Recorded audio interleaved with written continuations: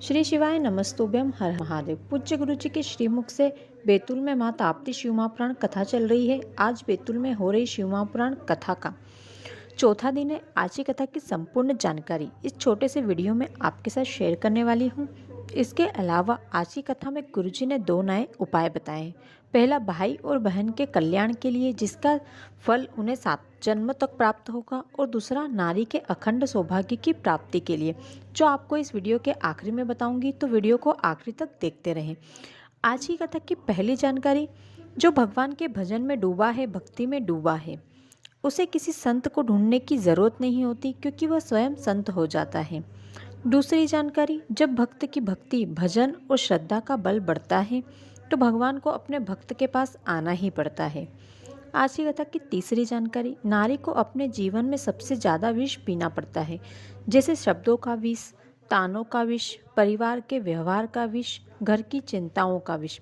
ये सभी विष महिलाओं को अपने जीवन में पीना पड़ता है। महिलाओं को जीवन काफ़ी कठिन होता है। आज की कथा की अगली जानकारी, गुरुजी ने बताया हफ्ते में एक बार अपने आसपास यदि कोई गौशाला है तो वहां जाकर गौ माता की सेवा जरूर करनी चाहिए। शिव महापुराण कहती है, हमारे इस जन्म के सभी रिश्ते हमारे पूर्व जन्मों से जुड़े होते हैं, जैसे सास और बहू का रिश्ता। गुरुजी कहते हैं, यदि हमने अपने पूर्व जन्म में गौ माता की सेवा की है, उसे रोटी खिलाई है, तो हमारे इस जन्म में वही गौ माता हमें बहू के रूप में मिलती है और वह हमारी सेवा करती है। यदि हमने पूर्व जन्म में गाय को रोटी नहीं दी है, उसे डंडे से मार के भगाया है, तो हमारे इस जन्म में हमारी बहू भी हमारे साथ ऐसा ही करेगी। आज की कथा की अगली जानकारी, गुरुजी ने सभी से निवेदन किया है, आपके घर में चाहे सूखी रोटी मिले, प्याज रोटी मिले या चटनी रोटी मिले, तो आपको वो ही खा लेना चाहिए। लेकिन किसी के यहाँ जाकर झूठन नहीं खाना चाहिए, किसी के लालच में आकर अपना धर्म भ्रष्ट नहीं करना चाहिए। आज की कथा में गुरुजी ने सूर्य देव की पुत्री माँ ताप्ती के विवाह का प्रसंग और विदाई का प्रसंग सुनाया है। और जब आज की कथा में गुरुजी माँ ताप्ती के विदाई का प्रसंग सुना रहे थे, तब स्वयं गुरुजी की आंखों में भी आंसू थे। गुरुजी की आंखें आज नम हो गई थी, वो भी मन से रो रहे थे। फिर जैसे तैसे गुरुजी ने अपने आप को संभाला और आगे की कथा को कंटिन्यू किया।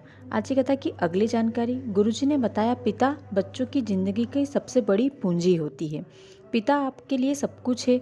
जब तक आप पिता के साथ हो, अपने पिता के साथ पूरे दिन में से कुछ समय जरूर निकाल कर उनके साथ बिताना चाहिए। आज की कथा के कुछ पत्र जो गुरुजी ने पढ़कर सुनाए हैं, जिसमें से पहला पत्र यशोदा जी ने लिखा था। वे लिखती है, मेरी बहन की शादी को 19 साल हो गए, उनके यहाँ कोई संतान नहीं थी। फिर उसमें हमें आपकी कथा के बारे में पता चला। उसके बाद मेरी बहन ने आपका बताया पशुपति व्रत किया, इसी के साथ आपका बताया हुआ सफ़ेद आंकड़े की जड़ वाला उपाय किया। आज मेरी बहन को 8वां महीना चल रहा है और इस कथा में मैं उसकी ओर से धोख लगाने के लिए आई हूँ। आज की कथा का दूसरा पत्र मनीषा जी ने बैतूल से लिखा है। वे लिखती हैं, गुरुजी, मेरे पति का साइन किया हुआ चेक कहीं खो गया था। किसी ने उस चेक को चुराकर अपने खाते में लगाकर उसको बाउंस करवा दिया और हम पर केस लगा दिया। हम वो केस लड़ ही रहे थे, तभी अचानक बैठे हुए आपकी कथा मोबाइल में सामने आ गई। आपकी कथा सुनी और आपके बताए हुए पशुपति व्रत के बारे में सुना। बाबा को 1 लोटा जल चढ़ाने के बारे में सुना। आपने कहा था 1 लोटा जल हर समस्या का हल। उसके बाद मैंने पशुपति व्रत किए और बाबा को रोज़ जल चढ़ाने लगी। बाबा से कामना की कि बाबा, हमारी कोई गलती नहीं, हमें इस केस से मुक्त करा दें, केस ख़त्म करवा दें। बाबा की कृपा ऐसी हुई कि वो केस पूरा हमारे हक में हो गया और हम यहाँ धोख लगाने के लिए आए हैं। आज की कथा का तीसरा पत्र गुरुजी ने पूरा पढ़कर तो नहीं सुनाया, पर गुरुजी ने कहा है, जिसने भी ये पत्र लिखा है उसने बताया कि बैतूल की कथा में जो कथा के पांडाल में चंदन का तिलक लगाने वाले होते हैं, उनमें से किसी ने उसके साथ अभद्र व्यवहार किया, उसके कपड़े फाड़ दिए।